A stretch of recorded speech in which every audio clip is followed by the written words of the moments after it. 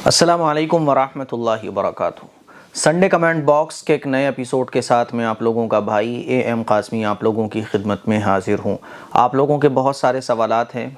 एक ज़रूरी बात मैं आप लोगों से अर्ज़ करना चाहता हूँ, वो ये है कि 2 साल पहले मस्जिद हज़रत निज़ामुद्दीन औलिया रहमतुल्लाह अलैह की बुनियाद एक ऐसे इलाके में रखी गई थी जहाँ 1 किलोमीटर के दायरे में कोई मस्जिद नहीं थी, और ये इलाका गड्ढों के नाम से मशहूर था। इस इलाके में तरह तरह की बुराइयाँ आम थीं और दीनी एतबार से, दुनियावी एतबार से ये इलाका बहुत पिछड़ा हुआ था। अल्लाह का शुक्र है कि ये मस्जिद इस इलाके में तामीर की गई, और आप सब लोगों के ताउन से, आप सब लोगों की दुआओं से हम सब लोगों ने मिलकर इस मस्जिद को बनाया, और अल्हम्दुलिल्लाह अब इस इलाके से 80% बुराइयाँ ख़त्म हो चुकी हैं। बच्चों की तालीम का सिलसिला इसी मस्जिद से चल रहा है। माशाल्लाह नमाजियों से मस्जिद भर जाती है, और अल्लाह का शुक्र है इंशाअल्लाह जो प्लान हैं वो आने वाले वक्त में इसी मस्जिद से बहुत बड़े बड़े इस मोहल्ले के लिए हमें करना है। और आप लोगों को पता है कि 500 फीट ज़मीन जो बाद में इस मस्जिद के अंदर ऐड की गई थी, वो मैंने आप लोगों को बताया था। अल्लाह का शुक्र है कि उसका भी लेंटर एक पड़ चुका है, अब एक बाकी रह गया है। जो एक पड़ा है वो बेसमेंट में मिल गया, और जो दूसरा अब पड़ना है वो फर्स्ट फ्लोर के साथ मिलाया जाएगा। लेकिन मस्जिद का अमाउंट अब बिल्कुल भी बाकी नहीं रहा।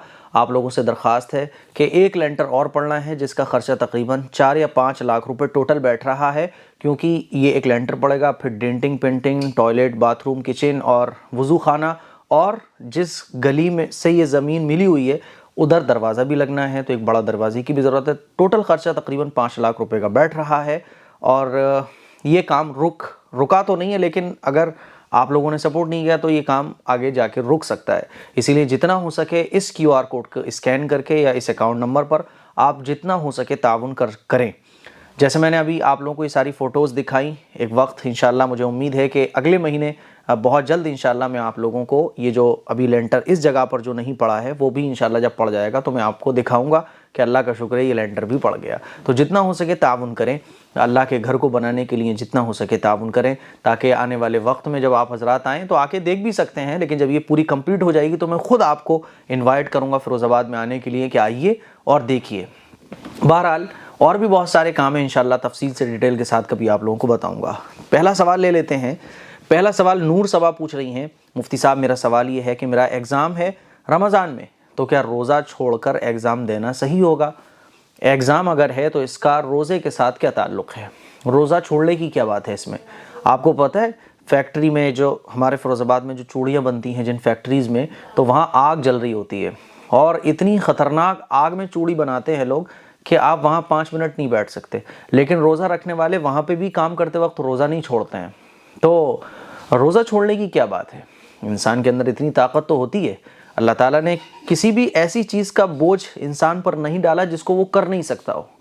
तो रोज़ा रखने का जो शरीयत ने हुक्म दिया है, अगर आप बीमार नहीं हैं, आपको कोई प्रॉब्लम नहीं है, तो सिर्फ आप ये सोचो कि अगर मैं रोज़ा रख लूँगा और एग्ज़ाम देने जाऊँगा तो मेरे अंदर कमज़ोरी आ जाएगी, आपकी गलतफ़हमी है।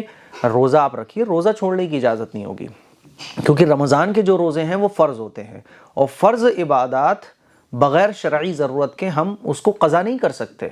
ठीक है, हाँ अगर कोई शरई ज़रूरत है तो फिर क़ज़ा किया जा सकता है, लेकिन एग्ज़ाम की वजह से रोज़ा छोड़ना ये बिल्कुल दुरुस्त नहीं होगा। रोज़ा आप रखिएगा, एग्ज़ाम तो सुबह हो जाता है, दोपहर तक आप फ्री हो जाओगे, इसीलिए रोज़ा नहीं छोड़ेंगे आप रोज़ा रखेंगे।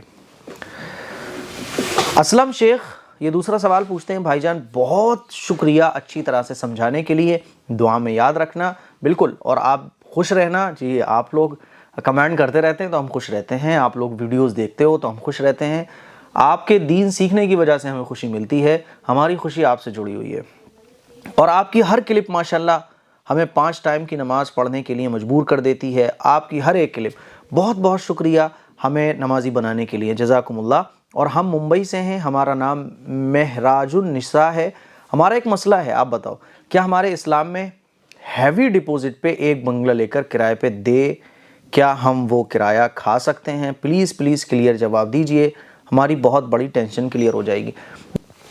हैवी डिपॉजिट पे जहाँ तक मेरे इल्म में है ये होता है कि मान लीजिए किसी ने कोई दुकान ख़रीदी, किसी ने कोई मकान ख़रीदा, अब उस मकान में मान लीजिए 2-3 लाख रुपए कम पड़ रहे हैं उसको, उसके पास है नहीं है, तो वो क्या करता है कि किसी किराएदार से वो 2-3 लाख रुपया ले लेता है और उसे बोलता है कि भाई आप हमारे मकान में रहो 3 साल तक के लिए, हमारी दुकान में रहो आप 3 साल तक के लिए, और 3 साल बाद हम आपको ये पूरी रकम दे देंगे, अब आपको किराया देने की ज़रूरत नहीं है। तो ये जायज़ नहीं है।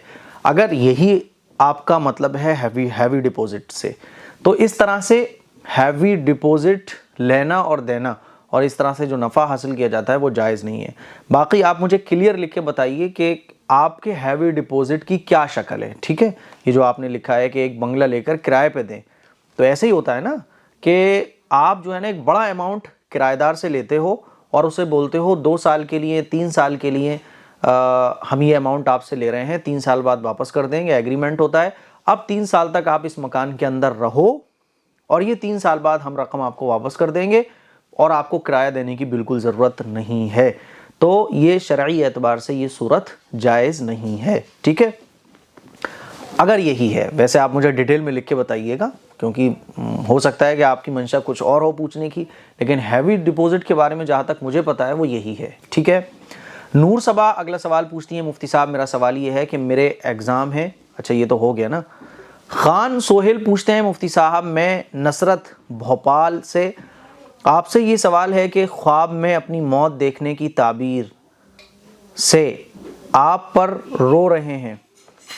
ख्वाब में अपनी मौत देखने की ताबीर अपने आप पर रो रहे हैं, इसकी ताबीर बताइए। अच्छा, ख्वाब में आपने अपने आप को मरता हुआ देखा है, तो देखिए हर ख्वाब की कोई ताबीर नहीं होती है।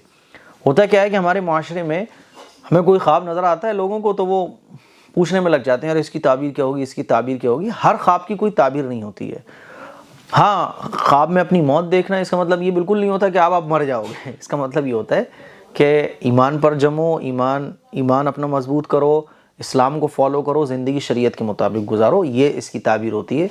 और ये जो मौत वगैरह के ख्वाब नज़र आते हैं, इससे आम तौर पर लोग घबरा जाते हैं, तो घबराने की ज़रूरत नहीं है। ऐसा नहीं होता कि मौत का अगर कोई ख्वाब नज़र आ रहा है अब कोई मरेगा। बाद दफ़ा क्या होता है कि आखिरत की तरफ तवज्जो दिलाना मकसूद होता है, तो इस ख्वाब की ताबीर ये हो सकती है। इसीलिए आप इस्लाम को शायद 5 वक्त की नमाज़ें हैं, हराम हलाल की फ़िक्र है, इसकी ये आप नहीं करते होंगे, इसीलिए आप इन चीज़ों की तरफ तवज्जो करो, ये इसकी ताबीर हो सकती है। फ़िरोज़ ख़ान अली पूछते हैं, मैं ज़िला हापुड़ से, मेरा नाम रानी है, मुझे आपकी हर बात बहुत अच्छी लगती है, जज़ाकुमुल्लाह। आपसे बहुत कुछ चीज़ें सीखने को मिली हैं, आप बहुत प्यार से समझाते हैं। सभी शब बारात में कितने रमज़ान रखें अल्लाह ताला के, कितने रोज़े अल्लाह ताला कितने आपको रखे। सवाल लिखने के बाद एक बार पढ़ लिया करो। अब देखो मैं सवालात पढ़ता हूँ ना, तो कहीं का कुछ हो जाता है, एक बार लिखो, कमेंट करने से पहले उसको चेक कर लो, और एडिट भी हो जाता है आजकल के टाइम में। तो आपने जब सवाल पोस्ट कर दिया उसको एक बार पढ़ लो, ठीक है, क्योंकि आपका सवाल जब अच्छा होगा तो पढ़ने वाले को भी अच्छा लगेगा, जवाब भी अच्छे से मिलेगा, माइंड डिस्टर्ब नहीं होगा। शब बारात में देखिए नफली रोज़े होते हैं, ये जितने भी शब बारात पे रखते हैं लोग, कोई 2 रखता है, ज़्यादातर लोग 2 बताते हैं, वरना हकीकत ये नफली रोज़े आप जितने चाहो उतने रख सकते हो। तो आप चाहो तो जैसे जुमे में शब बारात पड़ रही है तो आप जुमेरात का भी रख लो, जुमे का भी रख लो, सनीचर का भी रख लो, वरना नॉर्मली जो लोग रखते हैं वो 2 रखते हैं, जुमा सनीचर या जुमेरात जुमा, वरना आप जितने चाहो उतने रख सकते हो, क्योंकि नफली रोज़े हैं। और शाबान में रसूलुल्लाह सल्लल्लाहु अलैहि वसल्लम खूब रोज़े रखा करते थे, तो ये ज़रूरी नहीं है कि 2 ही रखना है, आप 2 रख लो, 1 रख लो, 5 रख लो, 4 रख लो, ये ज़रूरी नहीं है कि इतने ही रखे जाएंगे, ये कोई मसनून नहीं है, ठीक है, बल्कि पूरे शाबान में रोज़े रखना मसनून है, जितने चाहो। तो मुझे उम्मीद है आपको जवाब मिल गया। आलिया साजिद कह रही हैं, मुफ्ती साहब मेरा नाम आलिया है, मैं भोपाल से हूँ, मेरा सवाल ये है कि किसी ने सजदे की आयत पढ़ी और वो किसी और से सजदा करवा ले तो सजदा हो जाएगा।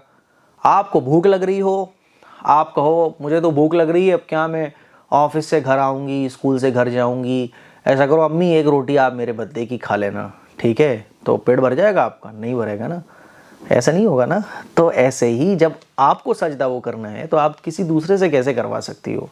सजदा आप ही को करना पड़ेगा, बाद में करो, पहले करो, 1 साल बाद करो, लेकिन वो सजदा आपके ऊपर वाजिब रहेगा, क़ज़ा रहेगा, आपको वो सजदा करना पड़ेगा, ठीक है। हर चीज़ में हमें अपनी चीज़ अब खुद चाहिए, पैसा दूसरे को नहीं दे सकते। ऐसा नहीं होगा कि चलो मैं 100 रुपये खर्च करूँगी, क्या हो गया भैया तू कर ले, अम्मी तुम ही रख लो, मेरे तुम्हारे कोई अलग अलग थोड़े ही है, तुम खर्च कर लोगी, मैंने खर्च कर लिया, ऐसा नहीं होता। तो हमें अपने 100 रुपये चाहिए, खाना मुझे अपने हिस्से का चाहिए, हर हिस्सा हमें चाहिए, लेकिन इबादत में ये वो कर लेगा तो क्या होगा? नहीं, ऐसा नहीं होगा, ठीक है, आपको ही करना पड़ेगा। समझ आ गया नहीं आ गया? अंजुम मलिक पूछ रही हैं, प्लीज़ बताइए 22 रजब को कूने, 27 रजब चना जलेबी, ईगरमी शरीफ में, एगरमी शरीफ में क्या लिखा है? मुर्गा न्याज, अलविदा जुमा, आखिरी बोध और 12 रबीउल अव्वल का, ये सब न्याज हम लोग जहाँ रहते हैं कोलकाता में, यहाँ बहुत से घर पे होता है। प्लीज़ बताइए क्या ये सब नहीं करना चाहिए? चना जलेबी, कूंडे, मुर्गा न्याज, कहीं सुना है आपने? कहीं किसी हदीस में सुना है ऐसे लफ्ज़? खाने पीने की बातें इस्लाम में नहीं है। कम खाना इस्लाम में सुन्नत है। रसूलुल्लाह सल्लल्लाहु अलैहि वसल्लम कम खाते थे। खूब पेट भर लेना, है ना, गले तक खाना खाना, डकाने आने लगे, खट्टी, पेट ख़राब हो जाए, तो वैसे ही इस्लाम में जायज़ नहीं है, सुन्नत के ख़िलाफ़ है। बल्कि हदीस में तो आता है कि कम खाओ और इतना खाओ कि भूख थोड़ी सी बाकी हो तो खाना छोड़ दो, इससे पेट भी अच्छा रहेगा। इस्लाम में कम खाना इबादत है और ज़्यादा खाने को तो शरीयत में पसंद भी नहीं किया गया कि आदमी बस खाने में लग रहा है। यहाँ तो आप देखो कि कूंडे, चना जलेबी, फिर मुर्गा न्याज, फिर जो है ये कि फिर वो, खाने की बातें हैं टोटल। इबादत के काम इबादत होंगे, खाने के काम और खाने बनाने के काम इबादत कहाँ से हो जाएंगे? हाँ, अगर ये चीज़ें इतने रुपए में, जितने में ये चीज़ें बनाई जाती हैं, आप किसी गरीब को सदका करो, गरीब की ज़रूरत पूरी करो, तो ये भी चीज़ सवाब बन जाएगी। लेकिन खाने बनाना और उसको खा लेना, ये इबादत कहीं भी नहीं है। तो ये सारी बिदात और खुराफात हैं। रसूलुल्लाह सल्लल्लाहु अलैहि वसल्लम की अहादीस मुबारका से एक बात भी इनमें से कोई साबित नहीं होती है। ये एजुकेशन की कमी की वजह से सारी चीज़ें हमारे माशरे में राइज हैं। दुनियावी एजुकेशन भी नहीं है आज मुसलमानों के पास, दीनी भी नहीं है। तो दीनी एजुकेशन ना होने की वजह से ये सारी खुराफात हमारे माशरे में जन्म ले लेती हैं और आगे चल चल के बहुत बड़ी हो जाती हैं। जैसे बीमारी का इलाज ना किया जाए तो वो बीमारी बढ़ जाती है, इसी तरह से छोटी छोटी चीज़ें जो सुन्नत के ख़िलाफ़ होती हैं, इनकी तरफ अगर तवज्जो ना की जाए तो आगे चल के ये बहुत बड़ी बड़ी बिदातों की शक्ल इख्तियार कर लेती हैं। समरीन पूछ रही हैं, सर सपने में टीथ को टूटते हुए देखना कैसा है? इसके माने बताइए। दांतों का गिरता हुआ देखना इस बात की अलामत है कि आपकी उम्र में अल्लाह ताला बरकत अता फरमाएगा। AR रहीम कह रहे हैं, मुफ्ती साहब मेरा सवाल आपसे ये है कि मुझे शिर्क के वसवसे आते हैं। जब भी मैं नमाज में सजदे करता हूँ तो मुझे शैतान वसवसे डालता है कि तुम सामने वाले आदमी को सजदा कर रहे हो। मैं दिल ही दिल में कहता रहता हूँ, नहीं मैं अल्लाह को सजदा कर रहा हूँ। मैं इन वसवसों से बहुत परेशान हूँ। मुझे डर है कि इन वसवसों से मेरा ईमान पर तो कोई फ़र्क नहीं पड़ रहा। देखिए, जो वसवसे आते हैं इससे ईमान पर कोई फ़र्क नहीं पड़ता, लेकिन इतनी बात ज़रूर है कि जब ये वसवसे आए तो आप इन वसवसों को ना जवाब दो। माइंड ही माइंड में आप सोच रहे हो नहीं मैं तो अल्लाह को सजदा कर रहा हूँ, ये जवाब देने की भी ज़रूरत नहीं है। और ना इन वसवसों को सोचने की ज़रूरत है। और इन वसवसों के आने पर आप अपने माइंड को फ़ौरन उधर ले जाओ जो आप नमाज में पढ़ रहे हो। नमाज में आप जो पढ़ रहे हो उधर अपने माइंड को आप ले जाओ। मान लीजिए आप सजदे में हो और सजदे में आपको वसवसे आने लगे कि आप तो जो है वो सामने वाले आदमी को सजदा कर रहे हो, इस तरह के वसवसे आए तो उन वसवसों का जवाब भी नहीं देना, उन वसवसों की तरफ अपने माइंड को रखना भी नहीं है, बल्कि फ़ौरन आप अपना माइंड उधर ले जाओ जो आप पढ़ रहे हो। सुबहान रब्बियल अज़ीम, सुबहान रब्बियल आला, है ना, सूरह फातिहा, जो भी आप पढ़ रहे हो उस तरफ आप जो है अपना माइंड को रखो तो ये वसवसे ख़त्म हो जाएंगे। और वसवसों से घबराने की ज़रूरत नहीं है, परेशान होने की ज़रूरत नहीं है। वसवसे जो है इससे ईमान पर कोई फ़र्क नहीं पड़ता है, बल्कि एक रिवायत से तो ये भी साबित है कि वसवसे आते ही ईमान वाले को हैं। ठीक है मेरे भाई। आलिमा मलिक पूछ रही हैं, मुफ्ती साहब मेरा एक सवाल है, क्या ज़कात में पैसे के बदले अपने नए कपड़े दे सकते हैं, उससे ज़कात हो जाएगी या फिर पैसा ही दें? बराए मेहरबानी इस सवाल का जवाब दें। देखिए, आपने जो कपड़े बनवाए हैं तो जो कपड़े हैं, कपड़े के ज़रिए भी आप ज़कात दे सकते हो। भाई इतने रुपए का आपका वो कपड़ा है, पुराना नहीं, जो कपड़ा आपने पहना नहीं है, ठीक है, तो उसके ज़रिए आप ज़कात दे सकते हो। कोई गरीब आपको नज़र आ रहा है उसको आप कपड़े बनवा के दे सकते हो। कोई आपको मरीज़ नज़र आ रहा है तो आप उसको दवा दिला सकते हो। ठीक है, तो इन सारी चीज़ों से भी ज़कात हो जाएगी, जैसी जैसी ज़रूरत है। पैसे से क्या होता है कि पैसा देने के बाद आदमी को जो ज़रूरत है वो अपनी ज़रूरत पूरी कर लेगा, ये पैसे से ज़कात अदा करने का फ़ायदा है, वरना नो प्रॉब्लम। ठीक। शाहीन खान पूछ रही है, मेरे 2 क्वेश्चन हैं पूछने के लिए अनमिड हूँ, उम्मीद हूँ, क्या लिखा है कुछ पता नहीं है, आप आंसर देंगे। लोग कहते हैं कि गुस्ल करते वक्त अगर किसी का एयर पर्सिंग हो एंड वहाँ पानी ना जाए तो गुस्ल नहीं होता है, बट अगर एयर पर्सिंग बंद हो गया, क्लियर नहीं लिखते आप लोग सवाल, इतनी दिक्कत हो जाती है उसे पढ़ने में बहुत ज़्यादा। गुस्ल नहीं होता, बट अगर एयर पर्सिंग बंद हो गया हो या छोटा हो कि पानी आर पार ना हो पाए तो क्या गुस्ल नहीं होगा? आपको इतना टेंशन लेने की ज़रूरत नहीं है। आपने गुस्ल कर लिया अच्छे तरीके से, आप नहा ली, बस बात ख़त्म। अब ये कान अगर मान लीजिए छिदा हुआ है तो इसमें कैसे देखोगे आप? शीशा लगा के कि मेरे यहाँ पानी पहुँच गया या नहीं पहुँचा, या कोई रुई वुई लगा के पानी पहुँचाओगे? इतने तकल्लुफ़ करने की ज़रूरत नहीं है। नॉर्मली जब आदमी नहाता है, अच्छे तरीके से नहाता है और उसकी बॉडी पर कोई भी ऐसी चीज़ नहीं लगी हुई जो पानी को रोकती हो, तो पानी खुद ब खुद पहुँच जाता है। ठीक है। अब ऐसे तो अगर आप चेक करने बैठ जाओ तो फिर तो आँखें भी हैं, फिर तो मुँह भी है ना, फिर तो ये कान भी हैं, फिर तो ये अंगूठियाँ भी हैं, और फिर ये बॉडी में न जाने कहाँ कहाँ कुछ ना कुछ लगी जाता है। तो इतना टेंशन लेने की आपको ज़रूरत नहीं है। देखिए, अगर सुराख खुला होगा तो पानी ऑटोमेटिक पहुंच जाएगा, क्योंकि पानी कहीं भी पहुंच जाता है, छोटी से छोटी बारीक से बारीक जगह पे भी पहुंच जाता है।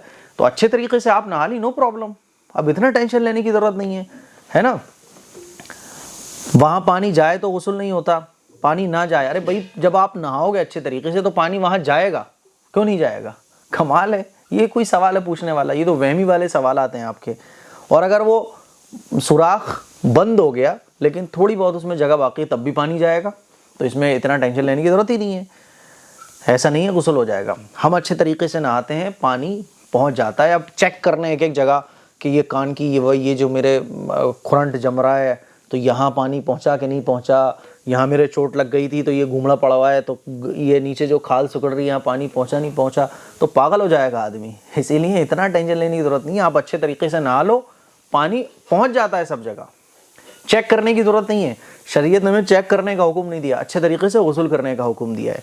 नंबर 2, सम स्कॉलर्स से कि गुस्ल करने के बाद नाखून काटना चाहिए। क्या हो अगर नाखून थोड़े से बड़े हों तो क्या गुस्ल हो जाएगा? तब भी गुस्ल हो जाएगा। मान लीजिए नाखून बड़े हैं तो जब हम नहाते हैं तो ऑटोमेटिक पानी पहुंच जाता है। यहाँ तक कि मान लीजिए मैल जम रहा हो नाखूनों के अंदर, तब भी पानी पहुंच जाता है। अब आप चेक करने बैठ जाओ नाखूनों के अंदर पानी पहुंचा कि नहीं पहुंचा, तो चेक ही करते रहो। फिर तो आपको वो जो मोटा वाला गिलास आता है वो लगा के चेक करना पड़ेगा, जिससे कीटाणु वगैरह चेक किए जाते हैं कि हाँ जी पानी पहुंच गया नहीं पहुंच गया। तो ये इतनी सारी तकल्लुफ़ात, इतनी सारी टेंशन लेने की कोई ज़रूरत नहीं है। दीन बड़ा आसान है। अच्छे तरीके से आप नहा लो, पहले नाखून काटो बाद में नाखून काटो, इससे कोई मसला नहीं है। ठीक है, गुस्ल हो जाएगा बहरहाल। नसीमा खातून पूछ रही हैं विरासत कैसे तकसीम करें? अगर बाप का इंतकाल हो जाए तो कौन कौन हकदार होगा और कितने, और ऐसे ही माँ शौहर भाई के इंतकाल पर इसका जवाब बता दीजिए। देखिए, विरासत ऑटोमेटिक जैसे ही बाप का इंतकाल होता है तो विरासत तकसीम हो जाती है। शरीयत ने जो हिस्से किए हैं वो हिस्से ऑटोमेटिक हो जाते हैं। ठीक है। अब एक मसला सब पर अप्लाई नहीं किया जा सकता। आपके घर में कितने भाई हैं, कितनी बहनें हैं, कौन कौन बाकी है, सारे लोगों को देखकर ही मसला बताया जा सकता है विरासत का। एक मसला मैं यहाँ कैसे बता दूँ, क्योंकि मुझे ये नहीं पता कि भाई कितने हैं, बहनें कितनी हैं और घर में कौन कौन लोग हैं। इसीलिए आप ज़रा डिटेल में लिखोगे तो जैसा जिसके घर में जितने लोग होंगे उसी हिसाब से विरासत तकसीम होगी। एक मसला सब पर अप्लाई नहीं हो सकता। इसीलिए अगर आपको पूछना है तो डिटेल में आप लिख के मेल कर सकते हैं askmqasmi@gmail.com पर। जाबिर भाई पूछ रहे हैं हम आपसे बहुत मोहब्बत करते हैं, आप बहुत अच्छी तरह से समझाते हैं। मेरा सवाल है सल्लल्लाहु अलैहि वसल्लम हमसे मोहब्बत ज़्यादा करते हैं या अल्लाह? मेरा मतलब अल्लाह अपने बंदे से ज़्यादा मोहब्बत करते हैं या हमारे नबी अपनी उम्मत से? जाबिर सहारनपुर से, देहात से। देखिए मेरा भाई, अल्लाह ताला क्रिएटर है और प्रॉफिट मोहम्मद सल्लल्लाहु अलैहि वसल्लम और जितने भी इंसान हैं ये क्रिएशन है। अल्लाह खालिक है और प्रॉफिट मोहम्मद सल्लल्लाहु अलैहि वसल्लम ये अल्लाह की मखलूक है। तो खालिक और मखलूक का हम मुकाबला नहीं कर सकते। ज़ाहिर है खालिक की शान निराली है। खालिक जो अल्लाह है वो मोहब्बत को बनाने वाला है, तो जो मोहब्बत को बनाने वाला होगा वो ज़्यादा मोहब्बत करेगा, जाहिर सी बात है। लेकिन हम खालिक और मखलूक का टकराव नहीं कर सकते, मुकाबला नहीं कर सकते। ठीक है ना। तो इसीलिए प्रॉफिट मोहम्मद सल्लल्लाहु अलैहि वसल्लम पैगम्बर हैं, अल्लाह की मखलूक है, इसीलिए उनका मुकाबला हम अल्लाह से नहीं कर सकते। अल्लाह मोहब्बत को बनाने वाला है, अल्लाह हर चीज़ को बनाने वाला है, तो जाहिर है अल्लाह ज़्यादा मोहब्बत करने वाला है। ठीक है। इम्स IMS टर्की ये कह रहे हैं मुफ्ती साहब, मैं शाहिद अंसारी, मुझे आपसे ये पूछना था कि अगर कोई इंसान किसी का हक मार ले और बार बार लड़ाई करने पर न माने तो हमें क्या करना चाहिए? अगर आप हाथ डाल के अपना हक ले सकते हो तो ले लो, और अगर आपके अंदर हाथ डालने की ताकत नहीं है, हिम्मत नहीं है, आप लड़ना मड़ना नहीं जानते, आप टेंशनबाजी में नहीं पड़ना चाहते, तो फिर अल्लाह पर छोड़ दो, अल्लाह उससे निपट लेगा। ठीक है, दोनों ऑप्शन है आपके पास। अपना हक आप ले भी सकते हो, और ज़्यादा खून खराबा होने का अंदेशा है, लड़ाई झगड़े बढ़ने का अंदेशा है, तो अल्लाह के लिए छोड़ दो, अल्लाह जाने। लेकिन अगर पावर है तो फिर उससे लो, ताकि आइंदा उसकी हिम्मत ना हो पाए कि वो किसी और को टारगेट बना सके। कैशविन पूछ रहे हैं, मुफ्ती साहब मेरे सवाल के जवाब किस लिए नहीं देते हो? ले लिया भाई मेरे, इसलिए नाराज़ ना हो आप। नंबर 1, क्रोकोडाइल पालना इस्लाम में जायज़ है क्या? जी, नो प्रॉब्लम, पाल सकते हैं, बस उसके खाने पीने का, रहने सहने का अच्छा ख्याल रखें तो पाल सकते हैं। नंबर 2, लिव इन रिलेशनशिप जायज़ है? नाजायज़ है। कोई भी अपनी बहन के साथ ही पसंद करेगा कि शादी के बगैर उसकी बहन, उसके घर की लड़की किसी भी मर्द के साथ बगैर निकाह के रहे? कोई नहीं पसंद करेगा, नाजायज़ और हराम है। नंबर 3, क्या लड़की की मर्ज़ी से ज़िना करना जायज़ है? दो लोगों की मर्ज़ी अगर हो तो कोई भी गुनाह जायज़ नहीं हो जाता है, गुनाह ही रहता है, चाहे कितने लोगों की मर्ज़ी शामिल हो जाए। नंबर 4, हेल्थ इंश्योरेंस कर सकते हैं? नहीं, हेल्थ इंश्योरेंस करना जायज़ नहीं है। नंबर 5, आपकी एज क्या है? 28, और आप देखने में 1 नंबर हो। आप कौन सा साबुन यूज़ करते हो? भाई जो साबुन आप यूज़ करते हो वही मैं यूज़ करता हूँ, जो मिल जाए वही यूज़ कर लेते हैं हम, तो नहीं मिलता तो कोई बात नहीं, ऐसी फ़कीरों वाली ज़िंदगी हमारी चलती रहती है। जब लगता है कि हाँ भाई ज़्यादा जो है वो चेहरे पे कालोच वालोच लग गई है, ज़्यादा धूल मिट्टी जम गई है, तो फिर तलाश कर लेते हैं, ले आओ भैया 5-10 रुपये वाला साबुन वगैरह। कोई ऐसा ज़िंदगी में तकल्लुफ़ात नहीं है कि नहीं साहब वो कौन से वो साबुन आते हैं ना महंगे वाले जो आते हैं, पियर्स वगैरह, ये ऐसा कुछ नहीं है। कभी डिटॉल मिल जाए उससे भी धो लेते हैं, कभी लाइफ बॉय मिल जाए तो उससे भी धो लेते हैं, कभी कोई फेस वॉश मिल जाए रखा तो उससे भी धो लेते हैं। नहीं मिलता भाई तो कोई बात नहीं है, ऐसे ही काम चल जाता है। 5 टाइम वुज़ू करते हैं तो ऑटोमेटिक चेहरा धुल जाता है। अल्लाह ने पानी के अंदर वो खासियत रखी है जो नापाक चीज़ को पाक पानी कर देता है। तो हमारा चेहरा क्या है? हमारा चेहरा तो नापाक चीज़ से बहुत अच्छा है। तो अल्लाह का शुक्र है, कोई ऐसे तकल्लुफ़ात नहीं है ज़िंदगी में। खुश रहो, अल्लाह की नेमतों का शुक्र अदा करो, तो साबुन वाबुन की किसी की ज़रूरत नहीं पड़ेगी। लेकिन बहरहाल साबुन से अच्छे तरीके से साफ़ हो जाता है, तो कोई भी साबुन, नो प्रॉब्लम भाई, वो आपकी मोहब्बत की बात है, आपको चमक नज़र आती है, वरना ठीक है, अल्लाह ने जैसा बनाया अल्लाह का शुक्र है। हज़ीरा बानो कह रही है, मुफ्ती साहब मेरा सवाल ये है कि लड़कियाँ गुस्ल जनाबत करती हैं तो सर धोना ज़रूरी है क्या? बिना सर धोए गुस्ल नहीं होगा क्या? सिर्फ खाने में आप रोटी बना लो, सालन मत बनाना। और जब हस्बैंड आए या सब लोग आए तो उनको खाना ये रखा है खाना, तो सब कहेंगे तो रोटी है बस, खाना कहाँ है? खाना कहते ही उसको है कि रोटी के साथ सालन, तो गुस्ल कहते ही उसको है पूरा गुस्ल, कुल्ली, नाक में पानी, और जो गुस्ल के फ़राइज़ वो पूरा करना। तो सर धो छोड़ दो आप, तो ये तो वैसे ही हो गया ना जैसे सालन बंद बनाओ सिर्फ रोटी पका लो, तो वो खाना नहीं कहलाएगा। इसी तरह से गुस्ल भी नहीं कहलाएगा। गुस्ल जनाबत के लिए मुकम्मल गुस्ल करना ज़रूरी है, कुल्ली करना, नाक में पानी डालना और अच्छे तरीके से नहा लेना। सर छोड़ने से गुस्ल आपका होगा ही नहीं। फरीहा खान पूछ रही हैं, मुफ्ती साहब अज़ान का जवाब क्या एक बार देना चाहिए? जैसे मौज़िन 2 बार कहता है वैसे कहें? लोगों से सुना है कि अज़ान का जवाब 1 बार देना चाहिए, प्लीज़ ज़रूर बताइए। जैसे मौज़िन कहते हैं वैसा ही हमें कहना है, तब अज़ान का जवाब कहा जाएगा। मौज़िन साहब 2 बार कह रहे हैं तो 2 बार कहिए, मौज़िन साहब 1 बार कह रहे हैं तो 1 बार कहिए। सेम मौज़िन साहब की तरह आपको कहना है, तब वो अज़ान का जवाब माना जाएगा। तो ये कुछ संडे कमेंट बॉक्स के सवालात थे जिनके जवाबात मैंने दिए। मुझे उम्मीद है आपको बहुत सारी यूनिक जानकारियाँ, यूनिक बातें पता चली होंगी, यूनिक मसाइल का इल्म आपको हुआ होगा। और कोई बात जो आप पूछना चाहते हैं, 15 शाबान आने वाली है, शब बारात का वक्त आने वाला है, रमज़ान भी आने वाले हैं, इसीलिए अपने सवालात कमेंट बॉक्स में ज़रूर लिखिएगा ताकि जवाबात दिए जा सके। दुआओं की गुजारिश है। अस्सलामु अलैकुम वरहमतुल्लाहि वबरकातुहू।